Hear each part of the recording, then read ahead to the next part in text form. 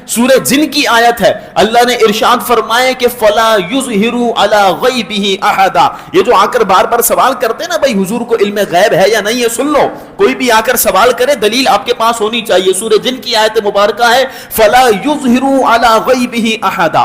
اللہ اپنے غیب پر کسی کو بھی مطلع نہیں فرماتا.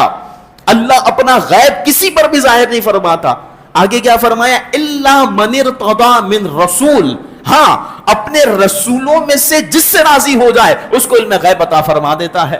ارتضی آیا ہے، اسی سے نکلا ہے مرتضی. حضور علیہ السلام کا صفاتی نام ہے مرتضی، یعنی اللہ ان سے راضی ہو چکا ہے. اللہ رب العالمین ان سے راضی ہوا، اپنا علم غیب ان کو عطا فرمایا ہے. اور پھر غیب بھی کیسا عطا فرمایا؟ ارشاد فرمایا کہ وما ہوا علی الغیب بدنین. حضور علیہ السلام غیب بتانے میں بخیل نہیں ہے. بخیل کون ہوتا ہے؟ کہ جس کے پاس کچھ بھی نہ ہو وہ بخیل نہ، جس کے پاس کروڑوں ہو لیکن پھر بھی وہ خرچ نہ کرے اس کو بخیل کہا جاتا ہے.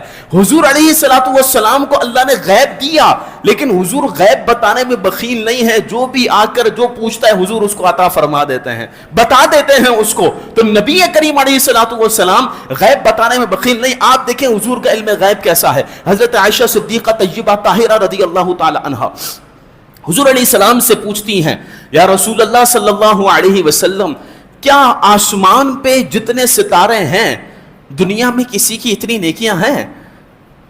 حضرت عائشہ سوال کر رہی ہیں کہ آسمان پر جتنے ستارے ہیں کیا اتنی کسی کی نیکیاں ہیں؟ اب حضرت عائشہ سوال کیوں کر رہی ہیں؟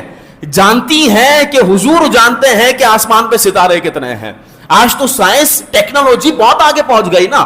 آج 2000 کے اندر آ کر 2010 2020 میں آ کر سائنس کہہ رہی ہے 2 ستارے اور مل گئے.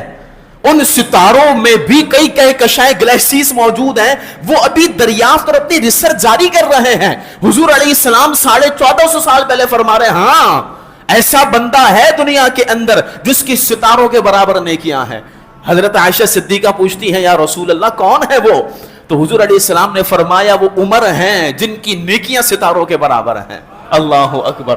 اب حضرت عائشہ صدیقہ پوچھتی ہیں یا رسول اللہ میرے والد کا مقام سیدنا ابو بکر صدیق کا مقام تو حضرت عمر سے بڑا ہے، تو اگر حضرت عمر کی نیکیاں ستاروں کے برابر ہیں تو میرے والد کی نیکیاں کتنی ہیں؟